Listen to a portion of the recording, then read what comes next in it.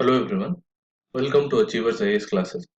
Let's begin our discussion on the current events of 17th March 2018. The first issue in news is regarding a unique initiative of the Karnataka government to reduce the weight of the huge school bags carried by students. The Karnataka State Education Department got students to write essays on how much a school bag should weigh, thereby collating the students' views from government aided and unaided schools. The exercise is important because the average weight of school bags across all classes was found to be 5.6 kg and notebooks constituted the maximum weight of these school bags. From carrying out this exercise, some interesting suggestions have come up like introduction of locker systems, canteens for unaided schools, etc. so that students don't have to carry excessive weight and ensuring that managements adhere to the timetable so that the need to carry extra books are eliminated. Along with it, students have also asked to keep items that are not related to the academics such as sports gear in lockers at schools. Further, the educational department plans to observe Saturdays as a no bag day in all schools following the state syllabus and also fix the weight of school bags at 10 to 15% of the child's body weight. This is a very unique effort by a state government addressing one of the common problems of school children and could be quoted as a case study or as an example on measures needed to improve education in the country. Now let's look into the next issue, which is an editorial regarding the huge TB burden on India, which is the highest globally, the challenges in tackling the disease, and the future course of action in reducing the incidence of TB. The incidence rate of tuberculosis in India is estimated to be at 200 to 300 cases per 1 lakh population per year in comparison to 5 per 1 lakh population in Europe. These staggering numbers highlight that the revised National TB Control Program, although being a great humanitarian program of free diagnosis and treatment, is not a valid control program because every day there are around 1,200 deaths which are linked to TB in India, and the country is being termed as the TB capital of the world. One of the reasons for the failure of the RNTCP program is also the infection and the symptoms itself, confusing doctors and delaying diagnosis because cough and blood in the sputum occur only in cases related to lung tuberculosis, whereas TB can affect lungs, brain, bones, joints, liver, intestines, or for that matter any organ, making it difficult to detect. Therefore, in designing TB control, three processes must be understood mainly infection, progression, and transmission. Infection occurs when the pathogen Mycobacterium tuberculosis are inhaled, which may stay in the lungs or travel to other organs. If the pathogen is dormant, the phase is known as latent TB, and it is estimated that 40 to 70% of the Indian population is living with latent tuberculosis. These individuals are affected with active TB only when the pathogen become active, multiply, and result in illness.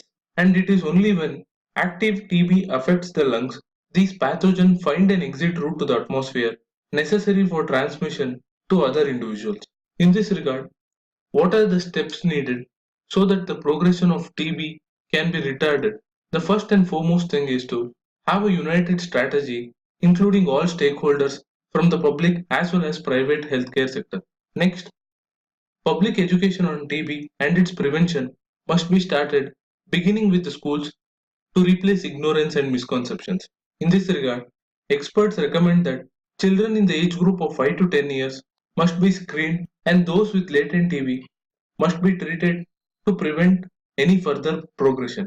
Next, in order to be successful in controlling the infection, progression, and transmission of TB bacilli, socio-behavioral interventions are as important as any biomedical intervention because transmission of the pathogen can be effectively controlled by simple practices like maintaining etiquette, like covering one's mouth and nose when coughing or sneezing.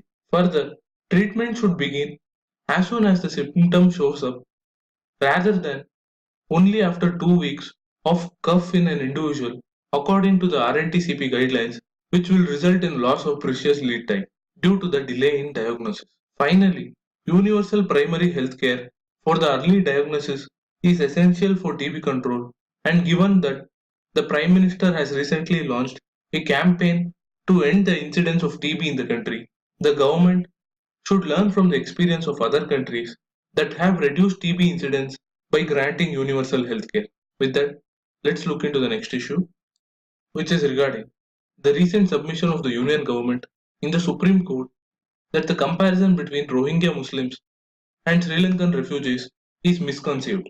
This came in response to the plea filed in the Supreme Court by the Rohingya Muslims demanding relief facilities on par with what was given to the Sri Lankan Tamil refugees. The government responded by saying that India's outreach to the Sri Lankan Tamils was on the basis of two Indo-Sri Lankan agreements by which India had agreed to repatriate and grant Indian citizenship to 6 lakh persons of Indian origin.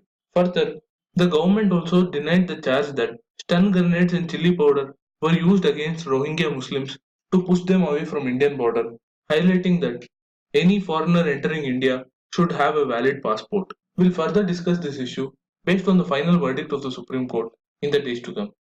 Till then, let's look into the next issue, which is regarding the recent warnings given by the United States of America to Pakistan, saying that it has failed to take decisive actions against terror groups, thereby negatively affecting US personnel in Afghanistan.